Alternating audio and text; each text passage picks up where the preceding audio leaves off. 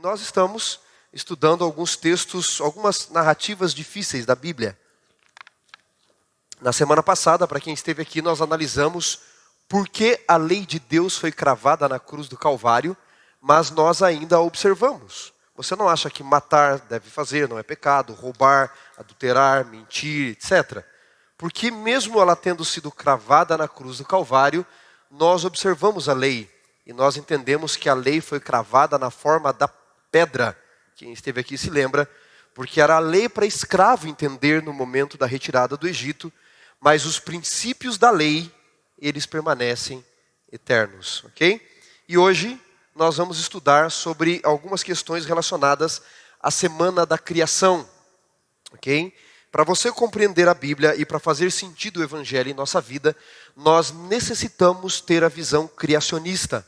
Para além disso, o Evangelho nada mais é do que uma historinha, um acolchoado de historinhas para ser contado, mas sem razão nenhuma de existir. Afinal, se não existe um Deus e nós somos mero processo evolutivo, então não existe pecado, não existe criação à imagem de Deus, não existe deturpação desta imagem na qual nós somos criados, que é o pecado, a deturpação, a escolha errada, o uso errado do nosso livre-arbítrio. Não existe também maldade, não existe conflito entre o bem e o mal, também não há necessidade de existir um Salvador e muito menos de pregar o Evangelho.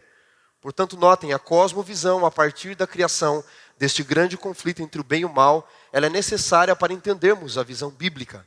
Há outras visões, há outras narrativas para tentar explicar de onde viemos, porque aqui estamos e se é que vamos para algum lugar. Pois se eu vim de lugar nenhum, se eu sou um mero produto do acaso, que resultou a vida, uma meba em evolução, também não existe pecado, estou aqui por mero acidente e vou para lugar nenhum. Os evolucionistas não dizem que nós viemos do macaco, isso é sempre importante ressaltar, mas a visão evolucionista diz que nós somos um processo evolutivo, e entre suas variações, e que nós e os macacos viemos de um mesmo elo, esse elo perdido que eles tentam encontrar até hoje. Sugeriram que fosse o Australopithecus, a Lucy, o homem de Neandertal, mas a contraprova desses artigos e descobertas científicas mostrou que eram falsos, embora nos livros de ciência e de biologia usem até hoje em nossas escolas. Mas se você analisar alguns artigos acadêmicos de designers inteligentes, de criacionistas, você vai ver que a contraprova mostra que não era verídico esses supostos elos perdidos. Uma vez alguém me enviou um poema de St. Walter Foss, se não me falha, que tinha essa visão, não bem a visão de que nós viemos do macaco, não é? Mas alguns assim pensam, que nós viemos de um mesmo primata em comum, e o título do poema era Macaqueando. E se eu me lembro bem, o poema dizia assim: dizia um macaco aos seus companheiros, sentado à sombra de esbeltos coqueiros: espalham por aí estranhos boatos que eu não posso crer sejam exatos, de que o homem provém de nossa raça. Que pavor, que vergonha e que desgraça. Porque nenhum mono além da bandalheira é capaz de amar um pé de bananeira. E ninguém que se chama pelo nosso nome deixa os filhos e a mulher passar fome. E eu nem sei de uma mãe macaca que desse aos seus filhos leite de uma vaca, ou que para passear com a macacada entregasse os filhos a uma criada. E ele continua dizendo: ninguém da nossa raça obriga para ele, um companheiro, trabalhar para ele o dia inteiro, não permitindo que o coitado tome o suficiente para matar a fome. Então ele encerra dizendo: ao observar o homem tem um caráter muito fraco. Eu não creio que ele venha do macaco. Então nem ao macaco nesse poema estava agradando a ideia, né? O fato é que a Bíblia nos diz que nós viemos das mãos de um Deus poderoso e que o pecado deturpou esta imagem para chegar onde nós estamos hoje. Deus nos criou com livre-arbítrio, um tema que nós ainda vamos estudar aqui novamente, mas nós usamos desse livre-arbítrio de forma errada e o pecado deturpou a imagem de Deus em nós. E aí vem a Bíblia com a sua narrativa da criação. No entanto, os críticos, aqueles que não são adeptos da visão criacionista, dizem que a narrativa da criação, o relato da criação, encontra muitos equívocos e por isso nós não deveríamos acreditar nele. Seria uma mera parábola com fins ilustrativos, mas nós não poderíamos crer assim. Outro detalhe: dizem aqueles que são críticos da visão criacionista que há suficientes evidências de que a Terra foi criada há milhões e milhões de anos. No entanto, os teólogos, dizem os críticos, os cristãos, os crentes, por assim dizer, defendem que este mundo tem cerca de 6.000 a 8.000 anos. Alguns contam 6.000 anos, não é? Nós estamos no ano 2020 depois de Cristo. Alguns contam que de Noé até Jesus seriam 2.000 anos, e de Adão até Noé 2.000, portanto 6.000 anos. Na verdade, as datações bíblicas, persas, mesopotâmicas, elas nos fazem entender que a Terra pós-pecado tenha cerca de 8.000 anos. 6.000 anos não bate a conta, mas cerca de 8.000 anos. Mas e as evidências de que a Terra, de fato, tem milhões de anos? Quando encontram, por exemplo, um osso de dinossauro, alguns minérios, datam eles de milhões de anos.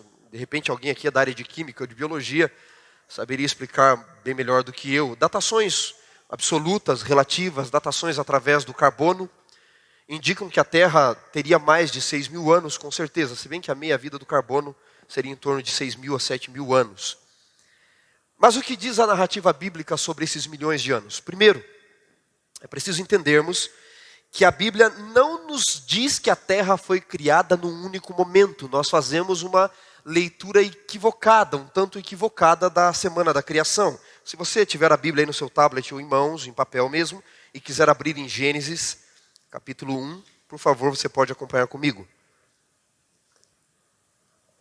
Pode abrir aí no seu celular também. Gênesis 1. A narrativa em hebraico diz Bereshit bara Elohim et hashamayim v'haaretz. No princípio criou Deus os céus e a terra. E aí diz o verso 2, a terra era sem forma e vazia, havia trevas sobre a face do abismo, e o Espírito de Deus pairava por sobre as águas. Ponto. Aí entra o verso 3, e Deus começa a semana da criação. E disse Deus, haja luz. O que nós precisamos entender é que muitos especialistas em Antigo Testamento, por aquilo que o texto hebraico permite-nos, entendem que entre os versos 1 e 2 para o verso 3, há um hiato, há um tempo de milhões de anos, provavelmente. Em suma, os versos 1 e 2 estariam falando de quando Deus estendeu o universo. No princípio, criou Deus os céus e a terra. A melhor leitura seria, por meio do princípio, através do princípio, criou Deus os céus e a terra. Essa palavra Bereshit, no princípio, nós falamos Bereshit, no princípio, ela estaria falando mais do que um tempo, estaria falando de um tempo, mas também de uma pessoa. Num tempo, através do princípio, lá no princípio, por meio do princípio, Deus criou os céus e a terra. Esta pessoa, sem dúvida alguma, segundo Paulo, é Jesus Cristo. Em Filipenses ele diz que ele é o primogênito, ele é o cabeça, ele é o primogênito de toda a criação. Mas aí o verso 2 diz que a terra, quando ela veio estendida junto com o universo. Então notem, Deus estende o universo pelo seu poder. Ele cria o universo. Quem vem junto com o universo? A terra. E como era a terra? Sem forma e vazia. E a ideia aqui é de que o universo não existia de fato. Porque quando em hebraico se diz Bereshit, no princípio, Bará, a expressão Bará em hebraico significa criar do nada. Portanto, o que Gênesis está nos dizendo é que por meio do princípio, através do princípio, no princípio, do nada, não havia nada, a não ser Ele mesmo, Deus criou os céus e a terra. Então esta é a criação inicial. Deus estende o universo. E junto com o universo, vem o planeta Terra. Como era esse planeta? Sem forma e vazio. Quanto tempo, é a pergunta, a Terra ficou sem forma e vazia? Resposta: milhões de anos, provavelmente. Portanto, o que dizem geólogos, arqueólogos, criacionistas, quando encontram um osso, e alguns datam esse osso de milhões de anos, não é o osso que tem milhões de anos. Seria o minério, algo que a água, no sistema de água de percolação, biólogos e químicos sabem bem disso, ela infiltra no osso que ficou exposto à natureza e carrega consigo seus minérios. Então não é o osso, o dinossauro, que tem milhões de anos, mas aquilo que a água de percolação levou para aquele osso. E aí isso nos ajudaria a explicar muita coisa. Por quê? Se a terra ficou milhões de anos sem forma e vazia, uma única coisa existia nela, o quê? Água, com suas propriedades, com seus minérios. Portanto, a semana da criação, que nós conhecemos como semana da criação, não é semana da criação, porque Deus já havia criado. É semana da organização a partir dos elementos que já existiam. A terra já existia. E isso explicaria muita coisa. E aí, continua. E disse Deus, haja luz. E no primeiro dia, Deus faz a luz e viu que a luz era boa e fez separação entre luz e trevas. Chamou a luz e as trevas, a luz dia, as trevas noite, e houve tarde e manhã e o primeiro dia. O problema é que na narrativa da criação em 6 dias, porque no 7º Deus descansa, quando você vai para o verso 14, no 4º dia, vejam que o verso 13 diz que se encerra o 3º dia, e aí começa no verso 14, o 4º dia da criação, diz, e disse Deus, haja luzeiros no firmamento dos céus, para fazerem separação entre o dia e a noite, e sejam eles para sinais, estações, para dias e anos, e sejam os luzeiros no firmamento dos céus para alumiar a terra. E assim fez Deus, fez 2 grandes luzeiros, o maior para governar o dia, e o menor para governar a noite, e fez também as estrelas, e colocou no firmamento dos céus para alumiarem a terra, para governarem o dia e a noite, fazerem separação entre luz e trevas. E viu Deus que isso era bom, e foi tarde e manhã, e o 4º dia. E aí vem uma das críticas à narrativa da criação. Se está certo, e Deus é o criador e organizador de tudo, por que é que Moisés diz que a luz foi feita no primeiro dia e o sol no 4º dia? Perguntam os críticos, aqueles que não querem aceitar a narrativa de Gênesis. A nossa luz, você sabe, depende inteiramente da estrela, do astro chamado Sol, conhecido por nós como Sol, uma estrela de 5ª grandeza, uma estrela considerada anã, diante de muitas outras que já foram descobertas na galáxia e assim por diante. Como explicar a luz criada no primeiro dia e o sol no 4º dia? Você que gosta de dar estudos bíblicos, de pregar o evangelho, certamente já fizeram essa pergunta para você em algum momento. Existem 3 alternativas dadas pelos especialistas para explicarmos a luz criada no primeiro dia e o sol no 4º dia.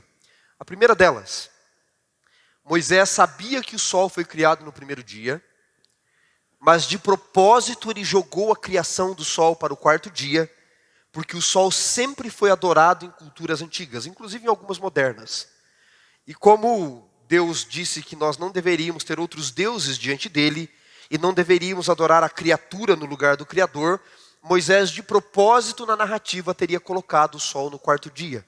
Mas aí seria uma narrativa circunstancial em que Moisés estava forçando a ordem da criação. As outras 2 explicações é que eu quero compartilhar com vocês. A luz foi criada no primeiro dia, diria a primeira teoria. Mas esta luz não era a luz do sol. Seria a presença do próprio Deus. E a Bíblia está cheia de textos, segundo os adeptos desta teoria. Por exemplo, Salmo 104, se você quiser acompanhar comigo. Salmo 104, de que a luz, esta luz, teria sido, que apareceu no primeiro dia, seria a luz do próprio Deus. Salmos, capítulo 104, verso 1 em diante, diz: bendize a minha alma o Senhor, Senhor meu Deus, como tu és magnífico, sobrevestido de glória e majestade, coberto de luz como de um manto, tu estende o céu como cortina. O salmista diz que Deus está coberto de luz. No Salmos 27, embora o texto possa ser visto de uma forma metafórica também, mas seria usado pelos adeptos desta teoria para defender que esta luz do primeiro dia não é a luz do sol, mas a luz que emana do próprio Deus. Salmos 27, verso 1, diz: o Senhor Deus é a minha luz e a minha salvação. A quem eu temerei? Em 1 João, no capítulo 1, verso 5, João diz: Deus é luz e nele não habita trevas nenhuma. E assim, eles usam textos como de Gênesis 13, 21, por exemplo, 14, 19 de Êxodo, quando o povo de Israel está andando no deserto, e Deus era luz para os israelitas, mas era trevas para os egípcios que o perseguiam. E quando nós vamos para Apocalipse 21, se você puder acompanhar, Apocalipse capítulo 21. Diz o verso 22 em diante: nessa cidade, na Santa Jerusalém, eu não vi santuário, porque Deus é o santuário, o Todo-Poderoso e o Cordeiro. Verso 23, a cidade não precisa de sol, nem de lua para lhe darem claridade, pois o próprio Deus e o Cordeiro é quem iluminam Sião, ou quem são a sua lâmpada. Na nova terra, segundo a narrativa apocalíptica, nós não precisaremos da luz do sol, porque o próprio Deus é quem vai nos iluminar. Esta seria a luz, portanto, que brilhou no primeiro dia. Muito bem, esta é a primeira explicação. Os adeptos da segunda teoria dizem que Deus criou o sistema solar desde o início, mas não as suas funções. Assim, Gênesis, se você puder voltar para Gênesis 1, verso 14, lido conjuntamente com Jó, que fala também da criação. Jó, a partir do capítulo 37 e 38, quando Deus aparece para discutir com Jó e com os amigos, Deus dá detalhes da criação que não estão narrados em Gênesis. Lembrem-se, Moisés foi o mesmo autor do livro de Gênesis e do livro de Jó, e ali ele pincelou em Jó, a partir do capítulo 37, detalhes da criação que ele não quis colocar em Gênesis, ou que não teve espaço suficiente para narrar. E Gênesis 1,14 nos diz que Deus fez os luzeiros para firmamento e para fazerem separação entre dia e noite e para pôr neles sinais para as estações. Volta para mim o slide. Especialistas em Gênesis dizem que o capítulo 1, versículo 14, a expressão haja luzeiros pode ser traduzido como oração subordinada adverbial final, aquela que se junta à oração principal para lhe dar sentido. Ou seja, ela está nos dizendo que Deus coloca o sol, faz aparecer o sol no quarto dia com um sentido, com uma finalidade. Qual seria? Para sinais e estações. Portanto, a luz do sol já aparecera no primeiro dia, mas Deus dá agora no quarto dia ao sol, à lua, aos astros, funções que eles vão exercer para estações no planeta Terra. E alguns ainda dizem que Deus faz aparecer aquilo que já existia. Vocês sabem, a luz só pode ser vista aqui. Nós precisamos de elementos químicos para poder ver a luz. Embora ela atravesse todo o universo, nós não podemos vê-la no universo. Ela aparece aqui no planeta. E seria isso que Deus teria feito no quarto dia. Qual das três teorias é a melhor? Principalmente dessas duas. Moisés teria colocado a criação do sol no quarto dia de propósito para o sol não ser adorado. Moisés estaria nos dizendo que a luz que apareceu no primeiro dia era a luz do próprio Deus. Ou estaria nos dizendo que era a luz do sol que apareceu no primeiro dia, mas a função que ele vai exercer sobre a terra, Deus só permite que aconteça a partir do quarto dia. As duas últimas teorias são as que mais têm adeptos. Eu acredito que todas têm boas explicações. Nós poderíamos ficar com a primeira, de fato Deus pode tudo, Deus é o Deus do impossível, Ele não precisa da luz do sol para fazer a luz brilhar. Mas se nós entendermos a narrativa da criação de forma literal, e de que os dias, deixa eu passar para você aqui, eram dias de 24 horas, nós temos que ficar com a segunda teoria. E essa é uma outra grande indagação a respeito da semana da criação. Foram os dias de 24 horas, os dias da criação?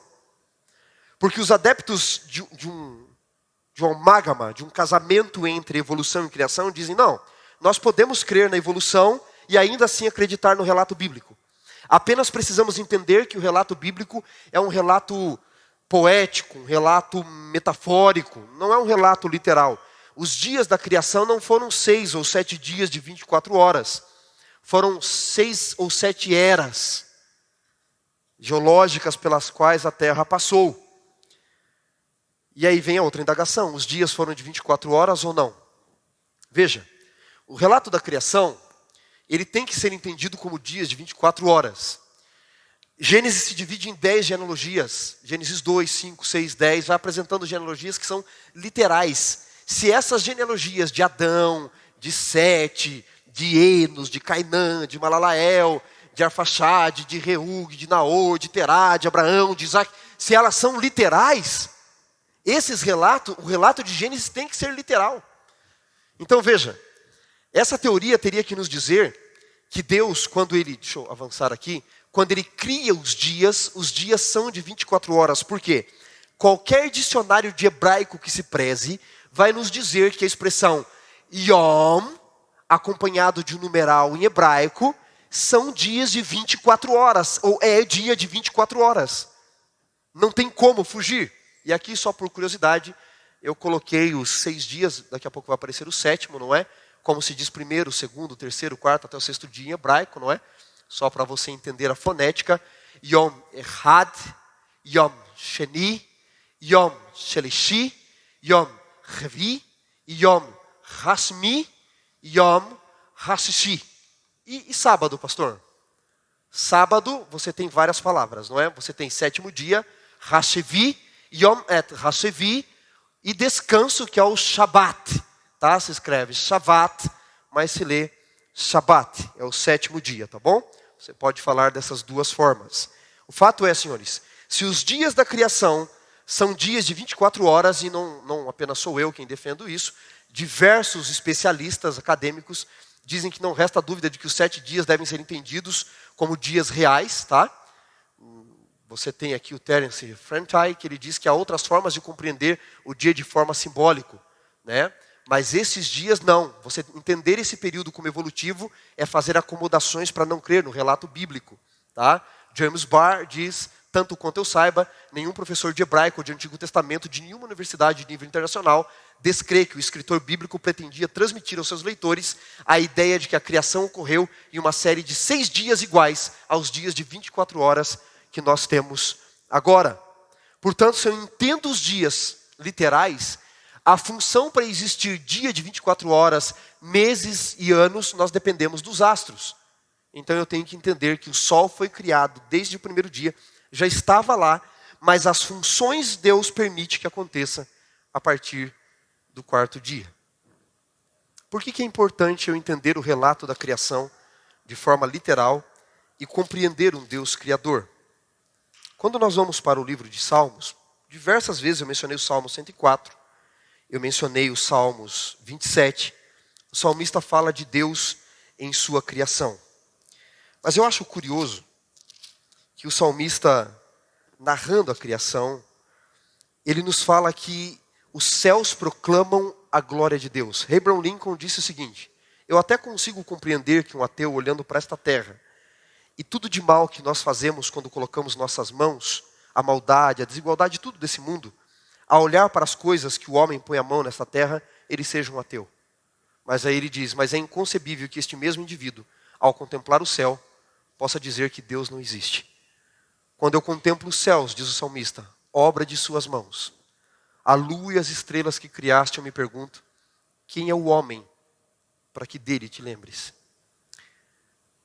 Os especialistas que têm estudado o universo, o cosmos, o macro, hoje nem falam mais de universo. Veja, eles chegam a calcular no que podem que o universo, até onde nós o conhecemos, ele seria composto por cerca de 2 bilhões de galáxias maiores ou menores que a nossa.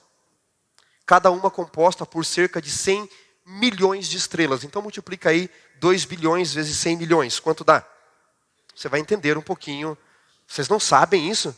De cor, nem eu. Você vai entender um pouquinho o tamanho do universo. E quando você vê, por exemplo, a nossa galáxia, nós moramos num cantinho da galáxia chamado de Via Láctea. Por que Via Láctea? Porque parece de fato um leite derramado.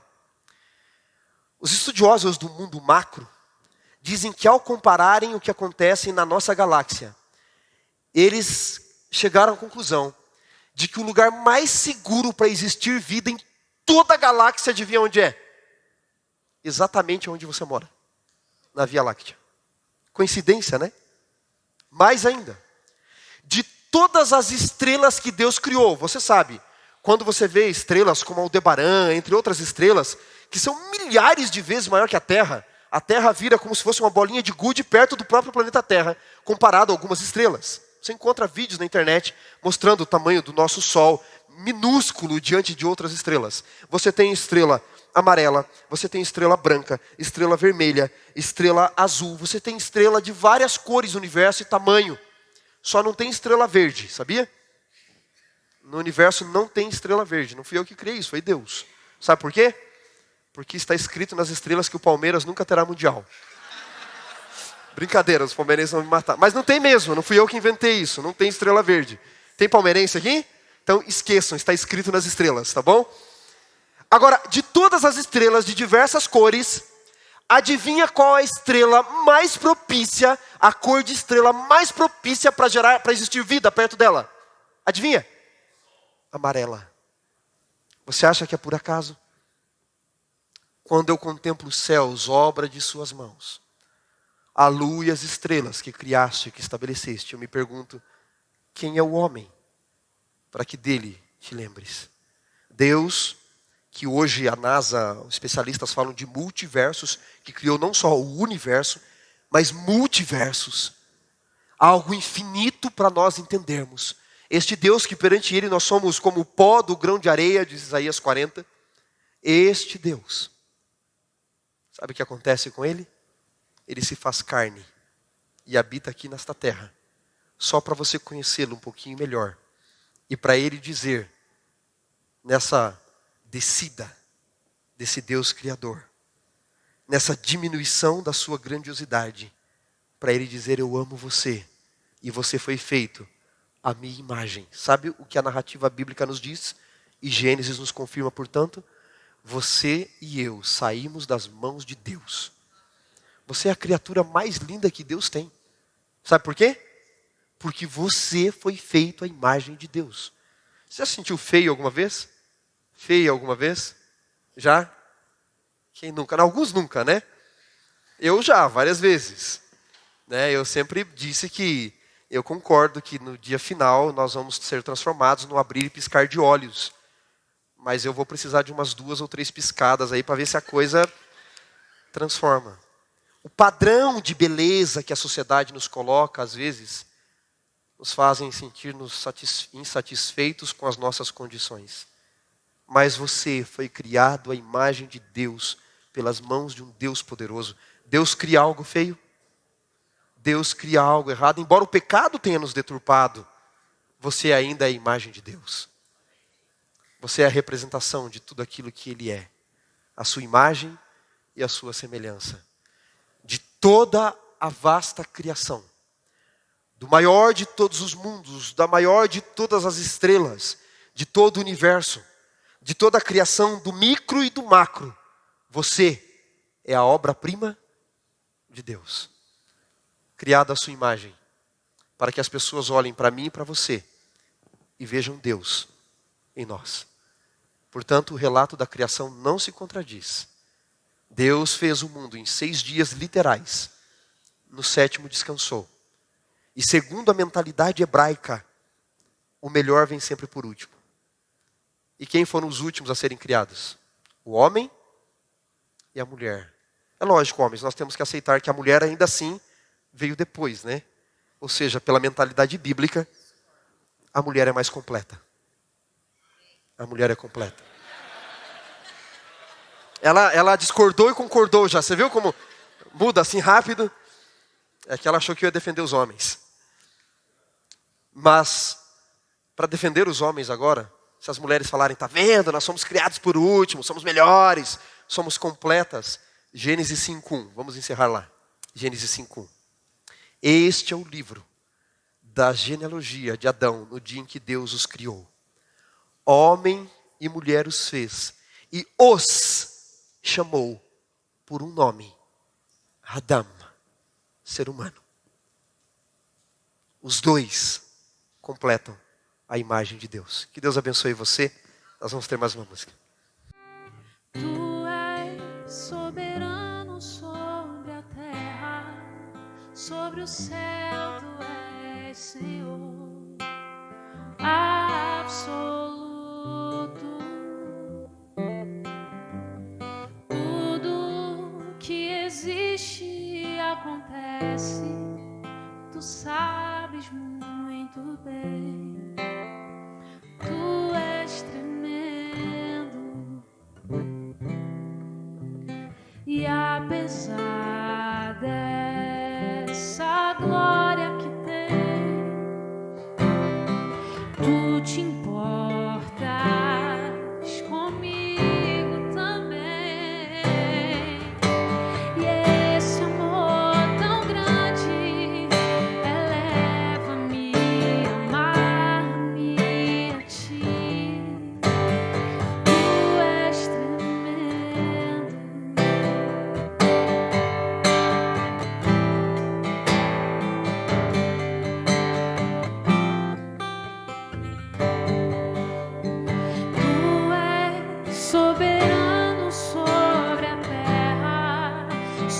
céu tu és Senhor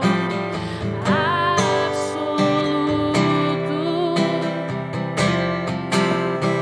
Tudo que existe acontece, tu sabes muito bem. Tu és tremendo. E apesar dessa glória que tens, tu te importas comigo também. Esse amor tão grande eleva-me, amarra-me a ti. Tu és tremendo.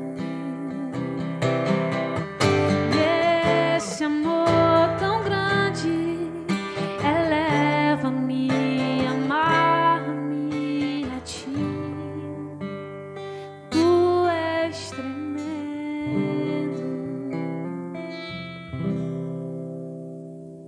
Amém.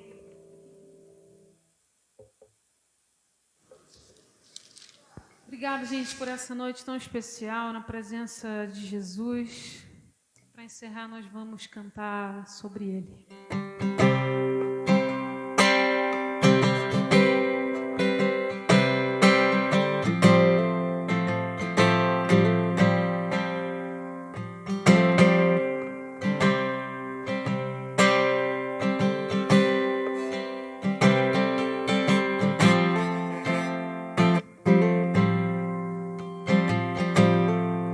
Como pedir coroas a um rei?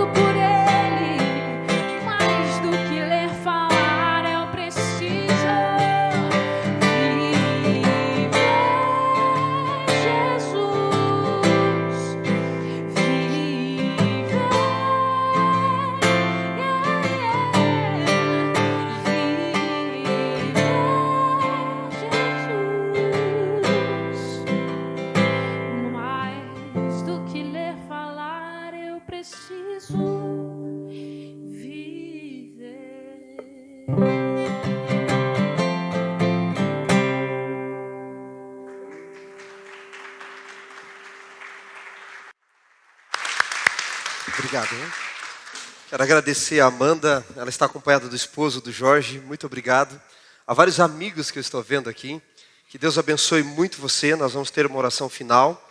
Semana que vem nós vamos continuar o estudo da Palavra de Deus e nós vamos tentar entender por que Deus permitiu tanto sofrimento e mandou matar inocentes no Antigo Testamento, crianças, mulheres que não tinham nada a ver com a guerra e Deus dizia, entra lá e mata todo mundo.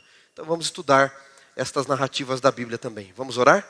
Querido Deus, obrigado porque o Senhor é o nosso viver. Obrigado porque nós fomos criados à tua imagem e semelhança. E o Senhor, por nos amar, nos criou livres. E embora o uso equivocado, errado desta liberdade tenha feito com que o pecado destruísse a tua imagem em nós, deteriorasse a tua imagem criada em nós, o Senhor enviou Jesus para nos salvar.